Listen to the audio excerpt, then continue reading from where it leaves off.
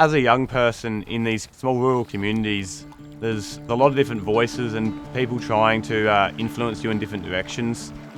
Other farmers or other farming lads that are your age don't set a great example for you as a Christian at times, with potential alcoholism and party culture as well. And after work, what do?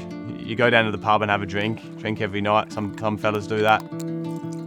So it can be a hard environment, and if you're not going to be involved with that, then you don't always fit in, which can be very hard.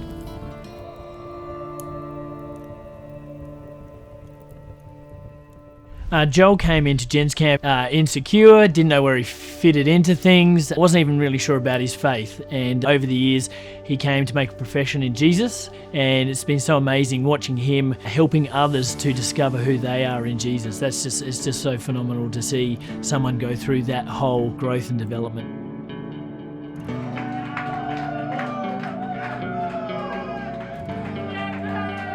Yeah, so on Gents Camp there's a massive variety of activities. There's a lot of high testosterone activities where we have a lot of running around, some water balloons being thrown, climbing up hills. There might be a few little bumps and bruises, but that's all part of it. Blokes love it when they can just have some competitive activities that really bring the best out of them. The ultimate heart behind Gents Camp is really seeing young boys transition to an authentic Christian manhood and being able to mentor and get alongside the young ones coming through. It's been huge in my growth and being able to challenge me and getting me in that a great community of young men that I can lean on when I have tough times in my life. There's been a number of opportunities where I've been able to share my faith journey with the younger generation, and it's awesome when they can take a bit away from it. They end up leaving with a very positive smile. Sometimes you might not even remember that exact conversation, but you can have a real impact. I love being able to support these young men and just be there for them, and so we can see the next generation of amazing young Christian men that we need in the church. One of the things that's really exciting about Joel's story is he comes from the country areas, and one of the things you see in the country areas is that the church perhaps out there is most sparse, and it's really difficult for even Christian kids to find places where they can grow in faith, let alone non-Christian kids hear about Jesus and get connected into a church.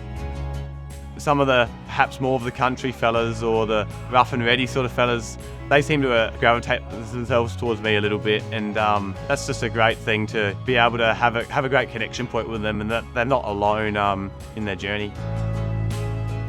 It's great knowing as a country fella that there is an organisation that wants to be there for you and is really looking out for all sorts of people. It would have been very easy to be heavily involved in the party scene or in drugs or alcohol. That was a potential thing that I could easily have fallen into if it wasn't for Scripture Union getting around me and leaders through that really supporting me in my own journey.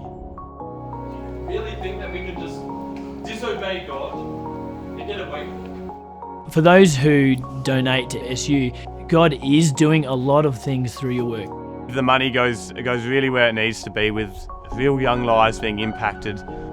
I think all the funding that we can get to keep these camps going is ultimately really what we need to be able to ensure that my kids and grandkids can have a great opportunity to be supported by a great Christian community.